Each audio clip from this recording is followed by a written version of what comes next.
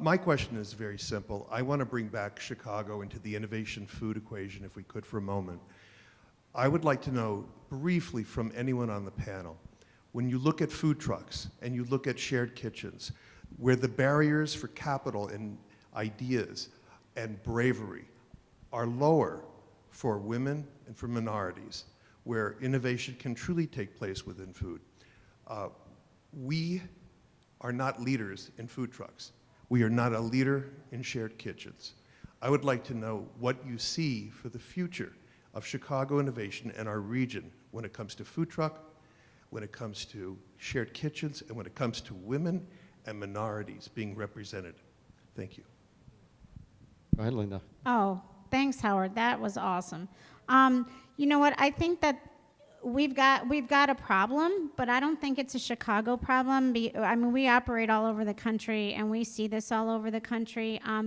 The food industry, at least as far as innovation and startup goes, is extremely siloed. I think people tend to be very protective, and I think that you can apply that to the urban ag scene here in Chicago, where there are a lot of individual efforts, and you just wish that everybody could just go into one building, kind of like the plant. But I mean, where there's a lot of duplication of efforts, and then it's just sad because you see people just run out of money and go out of business. I mean, I have 2 friends in that space who went out of business just this year.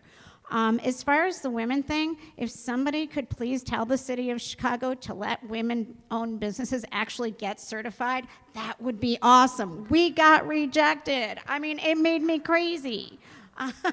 So I think that if there were ways to be able to aggregate all of our talents and ideas together, trust each other, and come together under a spirit of collaboration, that would be wonderful. And I think if the city could lighten up a little bit and help us out a little more, that'd be great too. I agree 100%. As far as food trucks are related, it's dismal in my opinion, and it's all based on city regulations, and we've not been able to change the health department's mind. I don't see a bright future. Shared kitchens, I think what we're going to probably see is a lot of pop-up restaurants, people sharing kitchens to do pop-up restaurants around town. I'm not going to touch the woman thing. Just to Anyway, give the other women and minorities in my business thrive. The other side of the food truck equation, being a restaurateur, Chicago is a city that's been built on its awesome restaurants, and no restaurateur loves a food truck. Especially when they're parked right out front. So that's typically why the city of Chicago, which hosts the National Restaurant Association show every year, has been sort of last to the food truck scene. And there's one other major reason why food trucks don't work here. It's cold for a lot of the year. It snows. But I want to give a quick shout out to ICNC and the Hatchery, which is a pretty cool someone's familiar with it. So they are doing a lot as it relates to shared kitchens and I don't want to call it a food incubator, but that's sort of what it is. In fact, there's a lot of businesses that got their start here. In fact, one that's standing in the back right now.